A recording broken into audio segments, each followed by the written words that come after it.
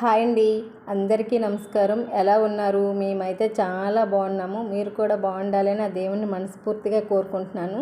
నాది మార్నింగ్ పూజ అయితే కంప్లీట్ అయింది. పూజ మనం ఎలా చేసామా అని దేవుడు మనకు అడగడు. మనం ఎంత మనశ్శాంతిగా ఉన్నాము, ఎంత మనశ్శాంతిగా పూజ చేసుకున్నామనే లెక్క మాత్రమే పెట్టుకోండి.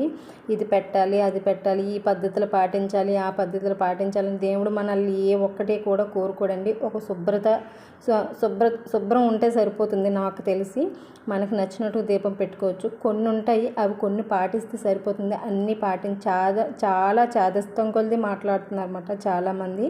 దీపం అనేది వేరేగా వెలిగించుకోవాలి, అగరబత్తులతో వెలిగించకూడదు, ఇంకా అవన్నీ మాట్లాడుతున్నారు కదా. అవన్నీ ఏం అవసరం లేదు. నీకు ఏది మనశ్శాంతిని కలిగిస్తుంది అనుకుంటే ఆ వేలోనే నువ్వు దీపం పెట్టుకోవచ్చు. మన అమ్మ వాళ్ళు ఇవన్నీ పాటించారా? ఇప్పుడంటే ఫోన్లన్నీ వచ్చి ఇలా చేయకూడదు, అలా చేయకూడదు అవన్నీ చెప్తున్నారు. కానీ వాళ్ళకి అప్పట్లో మనకే లేవు చిన్నప్పుడు ఫోన్లు కానీ ఇవేవి ఫెసిలిటీస్ అనేవి. ఇప్పుడు మనం ఇవన్నీ పాటించి మనమే అందరూ అంటారు. కానీ యాక్చువల్గా చెప్పాలంటే ఎడ్యుకేటెడ్ లేని వాళ్ళు చాలా తెలివైన వాళ్ళండి. మనం చదువుకున్న మూర్ఖులు నిజంగా చెప్పాలంటే 100కి 100% చెప్తాను నేను. మనమే చదువుకున్న మూర్ఖులమి. అమ్మ వాళ్ళు చదువు లేకపోయినా సరే వాళ్ళ ఆచారాలు, వాళ్ళ పద్ధతులు, వాళ్ళు బిహేవ్ చేసే బిహేవియర్ అంతా బాగుంది. అంతా తెలుసుకొని మంచి ఎడ్యుకేటెడ్ అయ్యుండి మనం ఎలా మూర్ఖుల్లా ప్రవర్తిస్తున్నామో సొసైటీలో చూడాల్సినంత అవసరం లేదు, అలాగే ఉన్నాము. ఇది మాత్రం పక్కా నిజం. పక్కా నిజం.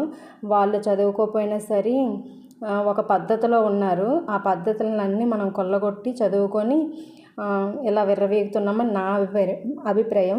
మీకు ఎంతమందికి ఇది నిజం అనిపిస్తుందో ఒక లైక్ అయితే ఇవ్వండి, లేకపోతే కామెంట్ పెట్టండి.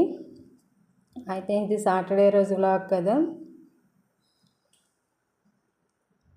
నేను ఫ్రైడ్ రైస్ చేద్దామని చెప్పేసి రైస్ మీకు స్టార్టింగ్లో చూపించాను కదా. ఫ్రైడ్ రైస్ చేద్దామని చెప్పేసి రైస్ అయితే కుక్కర్లో పెట్టుకున్నాను. రైస్ కుక్కర్ ఉంటే రైస్ కుక్కర్లోనే పెట్టుకోవచ్చు, లేకపోతే అన్నం వాచి ఏ పద్ధతిలోనైనా కొంచెం గట్టిగా తీసుకోవాలి. పులిహోరకి ఎలా తీసుకుంటాం అలాగే.